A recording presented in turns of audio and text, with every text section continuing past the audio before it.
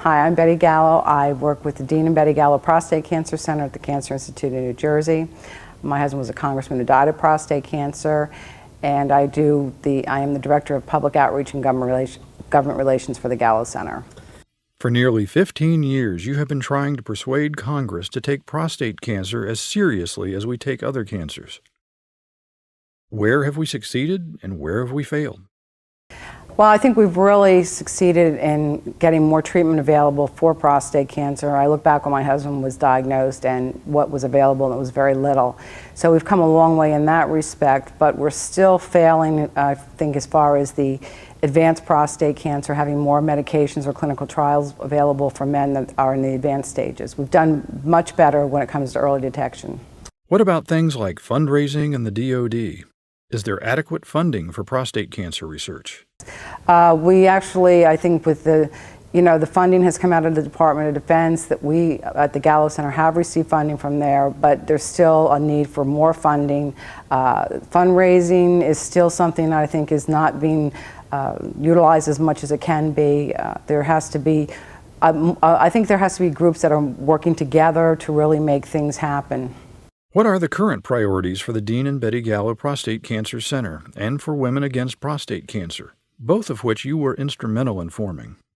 So the priorities of the Gallo Center are, we are still continuing in our research. We have done a really incredible job as far as getting numerous clinical trials to go nationally from our laboratories.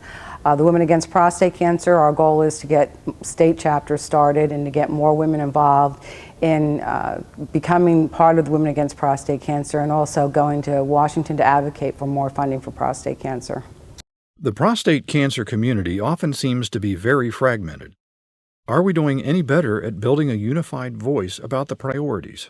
I think it's still diluted in a lot of respects, because I think, again, we have a hard time trying to get everyone on the same page. I feel that it would be better if we were, because we could get a lot more accomplished. Again, it's really trying to find that, happy medium for everybody. You started down this pathway because of your husband, Congressman Dean Gallo, who died from prostate cancer in 1994. How would Dean think we are doing? Well, I think Dean would be proud of what has been done, but I think he also feels that if he were still here and in the situation of having prostate cancer and were alive, he probably would be doing a lot more to make sure things would happen to give more funding or give better medicines for prostate cancer and better education than there is right now. As we look to the future, what are your concerns? Where do we need to change in the prostate cancer community?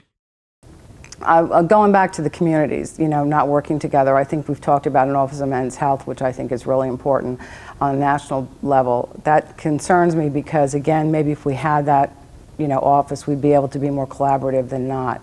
I see that, the breast cancer coalitions are much more united, and I see they work much better with the researchers than the prostate community does.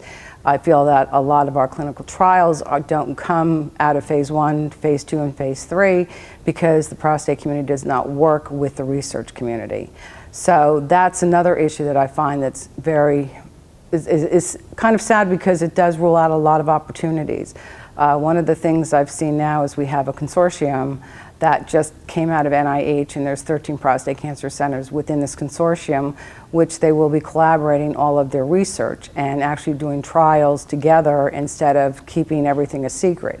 So I think that's been a positive for the prostate community. So I think little by little we're starting to come around, but it's going to take a little bit more and a little bit more time to get us where we need to be.